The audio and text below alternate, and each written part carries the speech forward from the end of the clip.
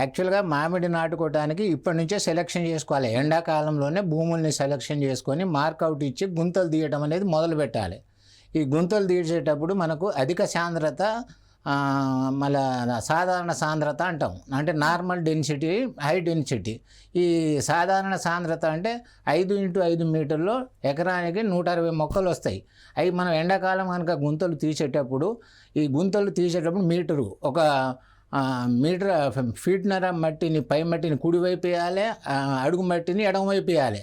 తర్వాత మట్టి నింపేటప్పుడు పై మట్టిని ఎరువులతో కలిపి అడుగునేయాలి, ఆ అడుగు మట్టి పైన వేయాలి. అది మనము వర్షాకాలం స్టార్ట్ కాగానే, మనకు ఋతుపవనాలు స్టార్ట్ కాగానే మొక్కలు నాటుకోవడం మొదలు చేయడం మంచిగా ఉంటుందని ఇప్పుడే మనం ఎండాకాలం ఏప్రిల్ 20 తారీఖు నుంచే మనము ఎవరైతే మనం తోటలు వేసుకుంటున్నామో అందరం మార్కౌట్ చేసుకొని గుంతలు తీయటం మొదలు పెడితే ఈ ఎండకు ఎండి అందులో ఉన్న ఈ సాయిల్ బర్న్ డిసీజ్ అని అంటాము. సాయిల్ బర్న్ డిసీజ్ అంటే మనకు పురుగులు కానీ ఈ తెగుళ్ళు కానీ 4 రకాలు.